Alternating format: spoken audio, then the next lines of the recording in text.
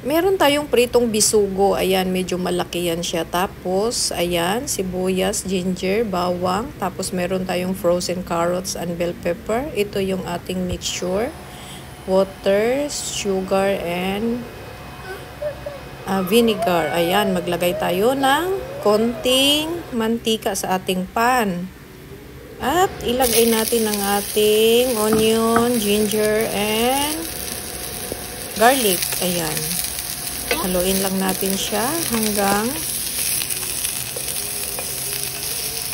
lalabas ang kanyang aroma. At isunod natin dito ang ating frozen na carrots at bell pepper. Ayan na siya.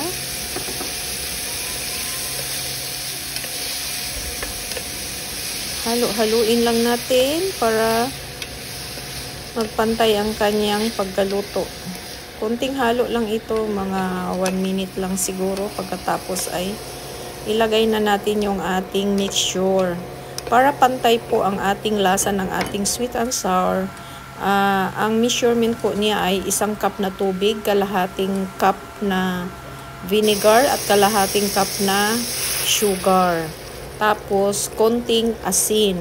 Ayan, madali lang po escabeche or sweet and sour na isda. Ayan, kumulo na siya. Ilagay natin ang ating pritong isda para manuot ang sarap ng ating sauce or ating mixture. Ayan.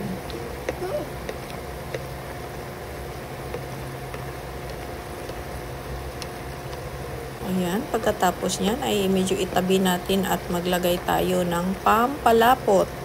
1 kutsarang cornstarch at tinunaw ko lang sa 2 kutsarang water, tubig. Ayan, halu-haluin lang natin hanggang lumapot siya. Ayan, malapot na siya. Pwede na. Kainan na. Ayan. Pero ang aking baby, ang aking apukot ay ayaw sa sauce. Gusto lang talaga niya yung tinola na medyo matabang. Ayaw niya ng may lasa. Ayan, at i-garnish lang natin yan ng green leeks ang aking nakitang pang toppings.